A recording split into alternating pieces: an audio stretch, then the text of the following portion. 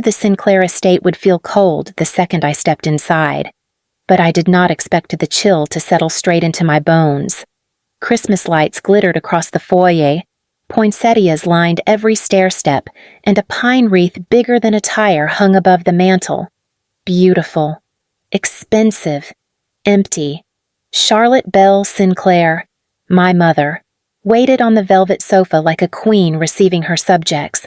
Rosemary curled beside her, legs crossed just so, her phone angled subtly to catch her own reflection. They looked at me the way people look at an old painting they regretted hanging in their foyer. "Maggie, sweetheart," my mother said, smoothing her pearl cuff. "We were just saying we hoped you would make it before dinner. Rosemary wanted to give you her gift early." Rosemary lifted a box wrapped in silver paper. Her smile was the kind that always felt like a slap. "I thought of you the moment I saw it," she said. I sat. My fingers trembled, but only inside. Outwardly, I kept every movement measured and southern ladylike, exactly the way my mother raised me. I pulled the ribbon loose. Inside the box lay 2 items, a premium 1-year membership to a dating service called Second Chance South, marketed specifically for women sliding past their prime, and a hardback book titled Finding Joy When You End Up Alone. My throat tightened. Rosemary giggled. "Do you love it? I saw it on Instagram. The reviews were incredible. 5 stars from single women past 30 who finally decided to get serious about life." My mother rested her manicured hand on hers. "Rosemary only worries about your future. Magnolia. We all do." I stared at the book, its gold letters gleaming under the chandelier. "This is something," I said quietly. My mother's voice softened into the tone she used when discussing family embarrassments. "You work so much with those plants of yours. We just want you to have options." A wave of heat surged through my chest, not from embarrassment, no, from a slow, rising fury. I remembered tying ivory ribbons onto my wedding invitations 8 months earlier, believing my family would come, believing I mattered. If you want to hear how this night unraveled, stay with me. The truth does not whisper in this family, it detonates. Rosemary leaned forward, hair shimmering under the lights. "Well, aren't you going to say thank you?" I placed the book back into the box. "Thank you. Rosemary, you always know how to make a girl feel seen." Her smile faltered. Just a hair, a crack. Small, but satisfying. Marshall Sinclair. My father, hovered by the bourbon cart, swirling amber liquid in a crystal glass. He had not said a word to me since I arrived. Typical. I met his eyes. "Daddy, were you part of this gift?" He blinked slowly. "Your sister put thought into it," he muttered. "Best not to make it a thing." "Magnolia." "Of course. Do not make it a thing. Do not make a scene. Do not exist too loudly." I closed the box and set it on the table between us. "Then let's not keep dinner waiting." Rosemary looked confused. My mother's jaw tightened.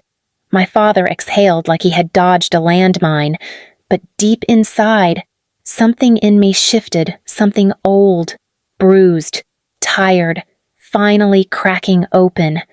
And for the first time in decades, I felt the story turning in my favor. If you want to hear what came next, listen closely. The quiet girl in this family is done being quiet. Dinner had not begun, but the humiliation already sat with me like a second shadow. Charlotte swept toward the dining room with the crisp efficiency of a general leading troops, her heels clicking against polished hardwood. Rosemary followed close behind, whispering something into her phone, no doubt updating her curated circle about my reaction. I lingered in the hallway, gripping the back of a mahogany chair to steady myself. My mother glanced over her shoulder. "Magnolia, do not dawdle. The Arlingtons will be here any moment. The Arlingtons. Beau and his father Marcus. Rosemary's perfect future. Her perfect wedding. Her perfect life. My jaw clenched. You still have not asked about my trip, I said. Rosemary scoffed. Maggie, we all know you travel to escape. There is nothing to ask. I felt the words slam into me like a physical hit. Escape. As if my life, my marriage was something I ran to, not something I chose. Charlotte adjusted a centerpiece, pretending she had not heard. Set the table. Please. Your sister needs time to prepare herself. My fingers tightened around the chair. 8 months ago, I began, trying to steady my voice. I mailed invitations to all of you. The room went still. Rosemary rolled her eyes. Are we going over this again? We never saw anything.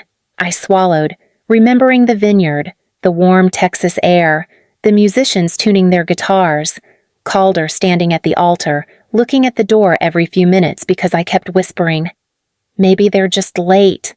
My mother's tone sharpened. Magnolia, we will not start drama before dinner. 2 chairs, I said, forcing the words out.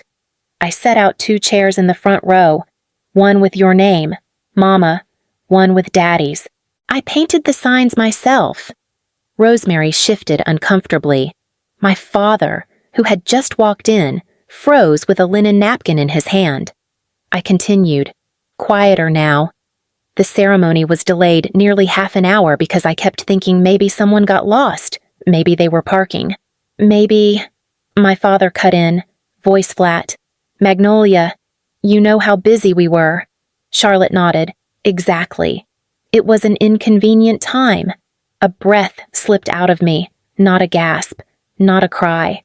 Something colder. Of course. I said, inconvenient. I took my seat at the far end of the dining table, a seat where no one ever had to look at me long enough to feel guilty, and the night continued its slow, inevitable unraveling. We had barely settled at the long dining table when the Arlingtons arrived. Beau offered a polite smile, the kind a Southern man gives out of habit, not warmth. His father, Marcus Arlington, nodded once, his presence filling the room like a silent warning. Rosemary lit up instantly, glowing under their attention as if a spotlight had clicked on just for her. Charlotte clapped her hands together. Now that we are all here, let us begin. The staff poured sweet tea and wine. Silverware chimed. No one looked at me. Charlotte rose from her seat, lifting her glass of white wine with the grace of a woman who believed she belonged on magazine covers. To my Rosemary, she began, her voice swelling with pride, who will be married in February at the Beaumont Hotel. 300 guests, couture flown in from Milan, a celebration worthy of Savannah's most refined families. Beau smiled tightly. Marcus did not react. Charlotte continued, her gaze sliding toward me like a blade. Some girls know exactly how to build a life that reflects family values, tradition, respect. Rosemary has always understood what it means to honor where she comes from. My throat tensed. Here it was, the message beneath the toast. Magnolia does not honor us. Rosemary does. Rosemary leaned toward Beau. Mama has been planning this for months. Everything is perfect. I felt Marcus's eyes flick toward me, measuring the tension. Charlotte's smile sharpened. Of course. There is still one daughter left to settle down. Her tone dripped with concern that did not belong to any real worry. Magnolia, darling, you are nearing 30. You cannot hide behind your plants forever. The table stilled. Even the staff froze, pitchers hovering mid-air. I placed my napkin on my lap, steadying my breath. I am doing just fine. Mama. Charlotte arched a brow. You work in soil all day. It is noble, in its own way. But life is passing you by. Rosemary tapped Beau's arm. Do not encourage her, Mama. Magnolia has never cared about appearances. That is why people talk. My fingers curled under the table. And what exactly do they say? Rosemary. She smiled sweetly. That you are a bit Lost. Marcus Arlington shifted, the faintest hint of discomfort crossing his face. I turned to my father. Daddy, do you think I am lost? He lifted his bourbon glass without looking at me. Let us not drag this night down. Magnolia. Charlotte sighed dramatically. We simply want you to have a future, sweetheart. Their words softened, but their edges remained sharp. They were not concerned. They were ashamed. I stared down the length of the table, at the people who shared my blood but nothing else, and felt something cold and steady rise in my chest. Do not worry about my future, I said quietly. Charlotte opened her mouth. Then tell us I already have one, I said. Her glass paused mid-air, and the room began to tilt. Charlotte lowered her glass. What does that mean? Magnolia. I folded my hands in my lap. It means I am not waiting for a future. I already built one. Rosemary laughed, sharp and incredulous. Please, if you had anything real going on, we would know. I met her eyes. I have been married for 8 months. The room dropped into a silence so full it pressed against my skin. Charlotte blinked twice, as if resetting her vision. Married. Her voice cracked. To whom, Calder Hayes? I said. We married in Texas this spring. Bo Arlington straightened, surprised. Marcus's brow tightened. My father set down his bourbon carefully, as if the glass had become fragile. Rosemary leaned back, scoffing. You expect us to believe that you married without telling us I did tell you, I said. I mailed invitations. Overnight delivery. Charlotte's voice sharpened into steel. We never received anything. Do not lie in front of guests. My chest tightened. I sent them on February 14th. My father's eyes narrowed. If we supposedly missed the invitations, why did you not call? Why did you not follow up? I stared at him. Because I thought you forgot. Or something happened. I gave you time. Rosemary cut in. No. You are doing this for attention. At my dinner. Before my wedding. You always pick the worst moments. I felt something inside me tilt, like a door opening onto a colder truth. You missed my wedding, I said quietly. Both of you. Charlotte flinched, then straightened her posture. That is enough. This conversation ends now. No, I said. My voice did not shake. It does not. My father's tone dropped low. Magnolia, stop this. I looked at each of them, each face full of denial, pride, or calculation, and then I felt it, the clean, precise click of a decision locking into place. I do not think you understand, I said softly.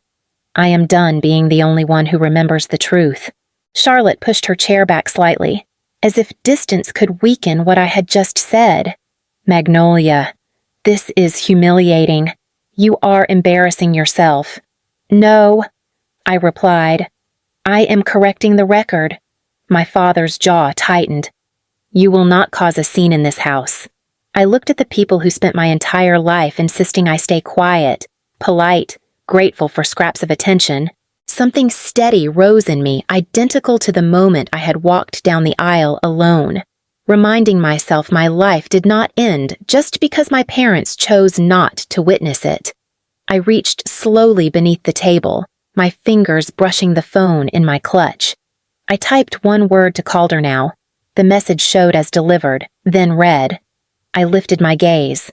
If the truth makes you uncomfortable, perhaps the problem is not my words. Rosemary huffed. There is no truth here except that you are making up a husband. A secret elopement. Really, it is pathetic. Bo Arlington shifted in his seat. Marcus watched me with the kind of attention people give witnesses, not liars. I inhaled. You want proof. Fine. Their eyes followed as I stood from my chair and walked toward the living room archway. The house system was fully integrated into a central control panel, one I designed, one they insisted on installing during the renovation 16 months earlier, one they never bothered to change the admin credentials for. My mother's voice followed me. Magnolia. Sit down this instant. I didn't. Instead, I touched the panel on the wall. The digital fireplace on the mounted television flickered, then dissolved into a black screen. A cursor appeared, a desktop. Remote access activated. Rosemary jumped to her feet. What are you doing? I glanced at her. Showing you what actually happened. My father rose halfway out of his seat. Turn that off. This is not acceptable. I met his glare calmly. You hired me to redesign the entire smart home system. Electrical mapping, camera placement, admin setup, and you never updated the password. That is not my fault. Charlotte's face drained of color. You cannot just pull up our devices. I can, I said, because I am legally listed as system administrator. You signed the contract. Page 14. Marcus Arlington leaned back slowly, crossing his arms. The shift was subtle, but clear. He was listening. I tapped once more. Folders populated the screen, neatly labeled, including one the house had not seen before Project Reckoning. Rosemary blanched. Magnolia. What is that? I didn't look away from the screen. Exactly what it sounds like. The cursor hovered over the folder I had labeled Project Reckoning. A name chosen on a night I realized hope was just another way to hurt myself. I heard Rosemary whisper something panicked under her breath, but I kept my eyes on the screen. My father's voice sliced through the air. Magnolia, stop this. You are humiliating the family. I clicked. A series of files opened in crisp rows. Receipts, screenshots, security clips, data logs. Calder and I pulled together slowly, quietly, carefully, piece by piece, while I tried to convince myself that maybe, just maybe, my family had made an honest mistake. Rosemary's voice cracked. Maggie, you are being dramatic. No one wants to see whatever nonsense that is the thing, I said softly. It is not nonsense. I opened the first file. A scanned FedEx receipt filled the screen. February 14th. Signed by Rosemary Sinclair. Delivery from Magnolia Hayes and Calder Hayes. Rosemary jerked back like she had been struck. I sign for dozens of packages every week. That does not mean anything. Charlotte latched onto the excuse with desperate speed. Exactly.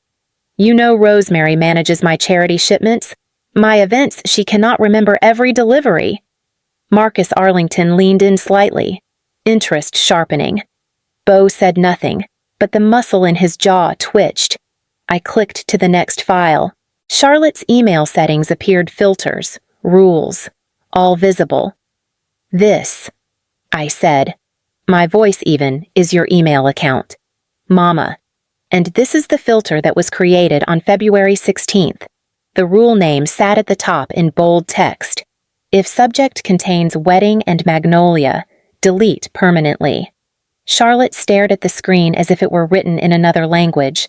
I did not create that. I would never magnolia. I would never no, I said softly. But Rosemary has had your password for years. She told you she needed it to manage your charity board correspondence. Remember, Rosemary's face drained of blood. I was organizing Mama's inbox. She gets overwhelmed. Bo's voice was calm, controlled. Overwhelmed enough to delete wedding invitations without telling anyone. Rosemary's mouth opened, but no sound came out.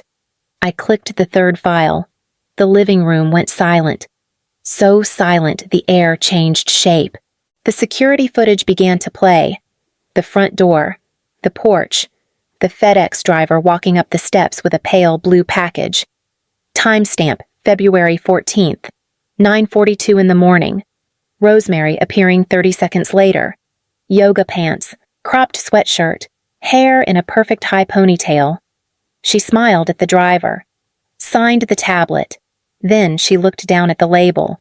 The smile vanished. She checked the doorway, then the driveway. She walked straight to the side courtyard where the recycling bins were kept. Without opening the package, Without hesitating, without a single flicker of doubt, she threw my invitations into the recycling bin, closed the lid, wiped her hands on her pants, walked back inside. The video ended. No one moved. No one breathed.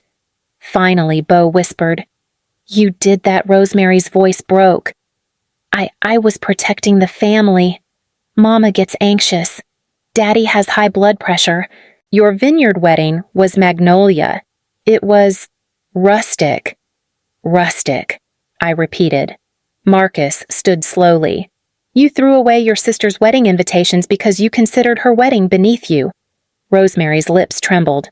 I was trying to help. No, I said quietly. You were trying to erase me. My father slammed his glass onto the table. Enough. The girl made a mistake. Marcus turned to him. A mistake. She tampered with mail. She sabotaged a wedding. She deceived her sister for 8 months straight. Rosemary shook her head rapidly, eyes wild. Maggie, stop this, turn it off, please. I stepped back from the screen. The evidence glowed behind me like a truth that could no longer be buried. This, I said, my voice steady, is what actually happened, and with every heartbeat in that room, I felt the balance of power shift quietly, irrevocably in my direction. For a long moment, no one spoke. The footage still glowed on the screen behind me, frozen on Rosemary's face the exact second she looked at my wedding invitations and decided I did not deserve a family. Bo was the first to move. He rose from his chair so quietly the room seemed to tilt around him. Rosemary, he said, voice low, tell me that wasn't you. Rosemary shook her head violently. Bo, listen, I am listening, he said, and what I hear is silence, because there is nothing you can say. Her hands flew up. I did it for Mama and Daddy. That vineyard wedding was not appropriate for an old Savannah family. I was protecting everyone. Marcus Arlington's jaw hardened. Protecting. By committing mail tampering. By lying for 8 months. She turned on me, desperation sharp enough to cut. You do not understand. Your wedding was going to embarrass them. It was rustic. I let the word sit in the air. Bo exhaled harshly. You humiliated your own sister. And then you handed her a book about dying alone knowing she was married. I did not know, Rosemary shouted. She hid it from us. No, I corrected. You deleted it. Bo looked at Rosemary, really looked, and something inside him broke. I cannot marry someone who is proud of cruelty. What Rosemary whispered. You are not serious, Bo. Do not do this. Not in front of everyone. He slipped the engagement ring off his finger. A custom-cut diamond worth $140,000. He set it in the center of the table with a soft click that echoed louder than any yell. We are done, he said. I am not tying myself to this. Charlotte gasped. Bo, please. She made a mistake. Marcus rose as well. A mistake is forgetting a date. This is character. My father tried to intervene, voice cracking. Marcus, do not make a business decision based on family drama. Our deal. There is no deal, Marcus said. If you cannot manage your home, you cannot manage a $43.7 million development. My father paled, his hand tightening around the back of his chair until the knuckles blanched. We can discuss this privately. No, Marcus replied. We cannot. Rosemary broke then. Fully. You ruined everything, she screamed at me. I will destroy you online. Do you hear me? I have 1,800,000 followers. I stepped toward her, quiet and controlled. Georgia law prohibits non-consensual recorded audio from being released publicly. So yes, this dinner stays private. Her expression lifted in triumph until I continued. But the footage of you throwing out a federal delivery that is mail tampering under Title 18. Section 1708. Up to 5 years in federal prison. The color drained from her face. If you lie about me online, I said softly. That footage will go to the authorities. And to every sponsor you have ever partnered with. Rosemary staggered back into her chair. Shaking, Charlotte whispered. Magnolia, please. I looked at all of them, my family by blood, strangers by heart. This is not revenge, I said. This is truth. And for the first time in my life, the truth belonged to me. Silence pressed against the walls until even the air felt heavy. Rosemary sat collapsed in her chair, mascara streaking down her cheeks. My father stared at the table like it had turned into a map of his failures. Charlotte's hands trembled around her wine glass. I reached for the box they had given me the dating membership. The book about ending up alone. The box felt strangely light now, almost hollow. I walked it back to Rosemary and placed it gently beside the abandoned engagement ring. Keep it, I said. You need it more than I do. She flinched like I had struck her. Magnolia, you cannot just... I can. I replied, and I am... Charlotte rose abruptly, her voice thin. We can repair this. Families have misunderstandings all the time. Let us talk calmly. I looked at her, really looked. 30 years. Mama, for 30 years. I waited for you to choose me once. Her breath caught. My father finally lifted his head, guilt thick in his eyes. But he said nothing. I continued. Tonight, you had the chance. When they insulted me, when they erased me, when the truth came out, you could have stood with me. My voice did not shake, but you did not. Charlotte stepped toward me, trembling. Magnolia, please, do not walk away. We will fix this. We will make it right. You cannot fix something you never tried to build, I said quietly. My father took a step forward. Magnolia. I shook my head. No, do not say anything you do not mean. Not tonight. For a heartbeat. No one moved. Then I turned toward the foyer. Rosemary whispered, You are choosing them over us. I stopped at the doorway. No, I said. I am choosing myself. The great oak doors closed behind me with a deep, final thud. The sound did not echo. It settled, solid, irrevocable, and I walked into the cold night air without looking back.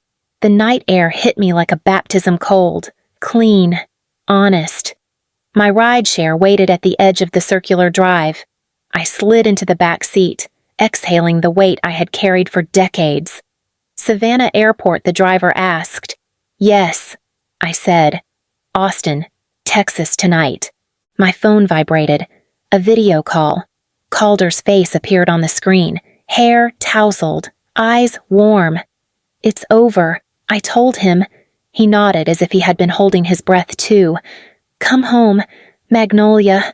Mama's already heating up peach cobbler. His voice softened the last pieces of me still shaking. I'm on my way. The call ended, but the warmth lingered. If you've stayed with me this far, keep listening because the ending was not the punishment my family feared. It was the freedom I never knew I could choose. 3 days later, I was unpacking groceries in our kitchen when a FedEx truck pulled into the driveway. My chest tightened. The driver left a flat envelope on the porch. Inside was a cashier's check for $120,000 and a typed note from my father. I am sorry. Please stay silent about the contract. I stared at the check. The old me, hungry for scraps of approval, might have taken it. But she was gone. I tore the check into small pieces, laid them neatly on the granite countertop, and snapped a photo. Then I opened the Sinclair family group chat. I sent the picture and typed, I do not sell silence. I am gifting it to you for free. Do not contact me again. Delivered. Read? Typing? Nothing. I scrolled to the top of the chat, tapped Leave Group, and pressed Confirm. That night, Calder and I flew to Seattle for New Year's Eve with his family. Their little house buzzed with laughter kids running, grown-ups arguing about which movie to watch, Someone spilling grape juice on the carpet. Real life. Messy. Loud. Loving. Calder's mother hugged me tight. "Honey, you look lighter," she said. Calder took my hand and guided me out to the back porch. Fireworks began in the distance, gold streaks rising over the skyline. "Any regrets?" he asked gently. I leaned into him, feeling the warmth of his arm around me. Not one. A firework burst overhead, lighting the sky. "If you're still here, listening to my voice, take this with you. You are allowed to walk away from people who refuse to choose you. And when you finally do, life has a way of choosing you back." Calder kissed the top of my head. Ready to go home, I looked at the window behind us, his family laughing, calling for us to hurry before the countdown. "Yes," I said. "Let's go home."